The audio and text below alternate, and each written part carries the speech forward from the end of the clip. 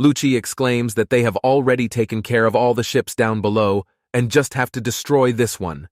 The ship they are talking about is Thousand Sunny. Kaku then exclaims that he will alone deal with it. Kaku combines the Tempest Kick with Sky Slicer attack and launches a compressed air slash that approaches Thousand Sunny.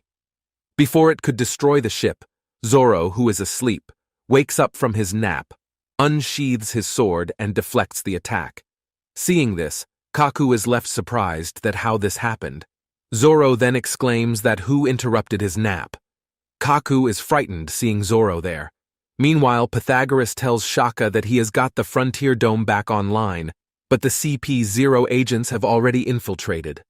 Shaka exclaims that they have been too late and the agents will target the Straw Hats' ship. Shaka exclaims that the agents are already fighting a crew member that was guarding the ship, and if they don't hurry and back him up, they will lose their ride out of here. Lilith tells Shaka that eventually they are heading for war. Nami gathers everyone at one place as they are about to leave the Punk Records. Luffy, Chopper, and Jinbei eventually reunite with the rest of the crew. Luffy cries out that why are they rushing as they just got there. Usopp replies that he too wants to stay, but this is a government island. Nami exclaims that Luffy has already bumped into Lucci. At that moment, Sanji asks them that if they have seen Bonnie. Robin too questions that where is Vegapunk? In the next scene, Bonnie is chasing Vegapunk, who is asking her to give him a chance to explain. Bonnie, however, is adamant on one question, that can he turn his dad back to normal? Vegapunk replies to her that he can't, but there is a reason behind it. Meanwhile, somewhere in the waters of the New World, the Kid Pirate's ship is approaching an island. The pirates see a fish in the water that seem bigger than normal. Killer tells Kid to wake up as they are near the island, and asks him that should they go and look around. Kid wakes up and exclaims, that isn't even a thing to ask for, as he has never said no to exploring an island. Killer exclaims that he knows that, but probably this island is the home of the giants called as Elbaf. Meanwhile, in G-14 Naval Base, Doll calls Garp a troublemaker and tells him that they are about to head over Go Egghead, and they can't spare any of their men. Garp tells her to not be so adamant. Doll tells him that it is not a joke. He wants to launch an offensive attack against the Emperor. But has he cleared this with the top brass? Garp replies that he doesn't need to take permissions. To which, Doll asks him that for how many decades he is in the Navy with this attitude. Garp tells him to not worry about it as he has already reached here. Garp tells Helmeppo to get out of the ship. Garp is confused that whether it was a pirate attack, and if so, what do they want from Helmeppo? Helmeppo realizes that it is Garp's ship. Helmeppo gets out of the ship and exclaims that he really wanted to see him. Helmeppo starts crying and tells him that Kobe got captured by Blackbeard. Garp tells him to stop crying and just quickly get on board. He announces that they are heading to Hachinosu. Let's beat those pirates and save Captain Kobe. Helmeppo and Nami are crying for Kobe, but Garp is confident that he will save Kobe. After all, he is the hero of Marines. Even if the world doesn't accept how she came to be, but the girl is unmistakably human, and it's a success. He cannot bear witness to this achievement and mentions that it is a remarkable step toward world peace. These are the words of Vegapunk, Chief of Mads, which he exclaimed at the Laboratory of Peace. What he meant will be unraveled at a later point. At Punk Records, Bonnie, who was running after Vegapunk, lies on the ground and starts sobbing. She has transformed into a child using age manipulation and exclaims that she might have broken something as she is feeling hurt. Vegapunk, who is hiding, comes out seeing her crying. Vegapunk quickly calls the medics to come and check Bonnie because she is injured. In reality, Bonnie has played a trick on him, just like giving cheese to a mouse for bringing it out of the hole. At that moment, Bonnie gets up while Vegapunk is trying to contemplate what she is doing. But before he could figure out anything, Bonnie transforms herself into a muscular personality using the distorted future move. Bonnie chases Vegapunk and charges a pipe at him, but he manages to dodge the attack as the pipe hits the wall, causing destruction. Vegapunk pleads her to stop this, but she is determined to not let him escape. At that moment, Bonnie uses the Age Skewer move and thrusts Vegapunk with the pipe.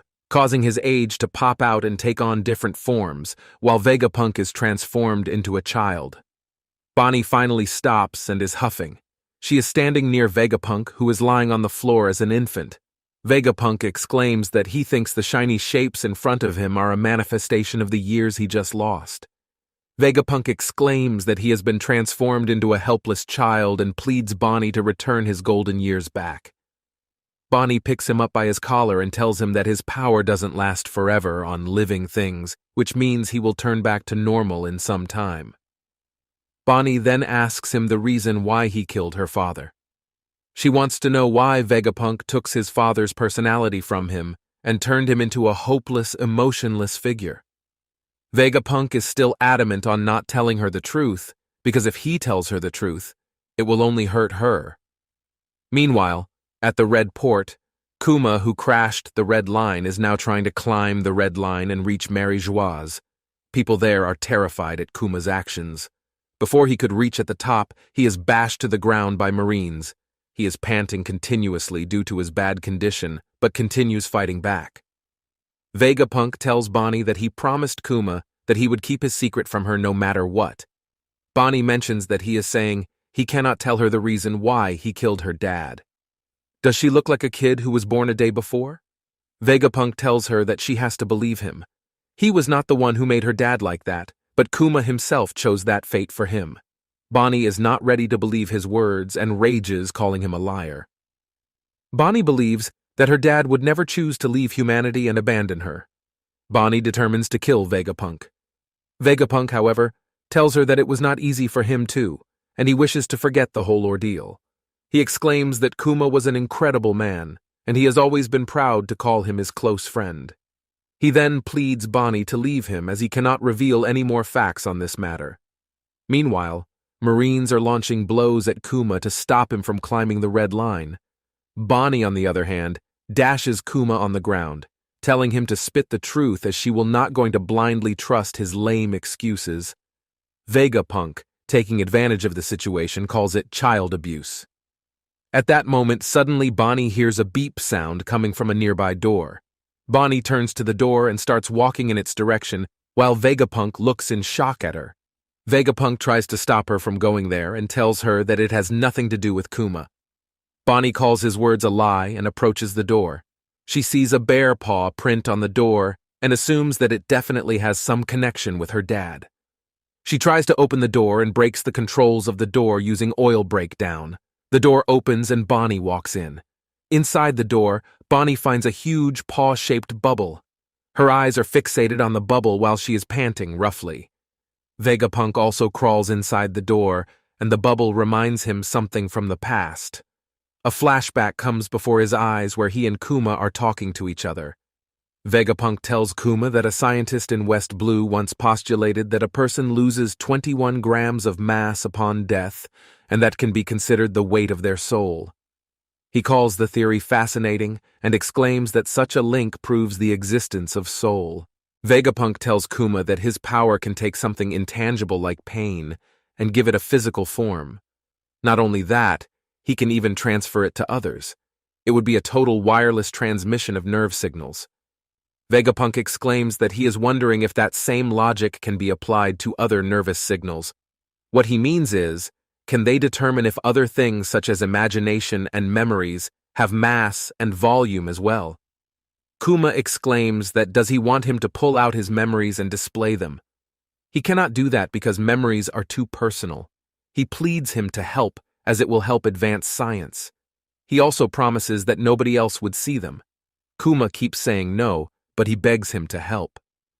Vegapunk comes out of the flashback in the present and forbids Bonnie to touch the bubble. He exclaims that she must be aware of Kuma's powers and the bubble contains nothing but pain. Such an amount of pain that is enough to kill a person. Meanwhile, the Marines are shooting attacks at Kuma to restrict him from getting to Mary Joieuse. The Marines directly hit Kuma, causing him to fall from the Red Line again. While at the Egghead Island, Bonnie exclaims that she is completely aware of her father's ability. At the Red Line, the Marines are seizing Kuma to finish him. Seeing that Kuma is still alive even after falling from the Red Line, the Marines order the civilians to immediately evacuate the area. Bonnie, on the other hand, is about to touch the bubble, considering that his father's memories are still there. Meanwhile, Kuma is in a bad condition, and there is no surety how much long can he survive the attacks.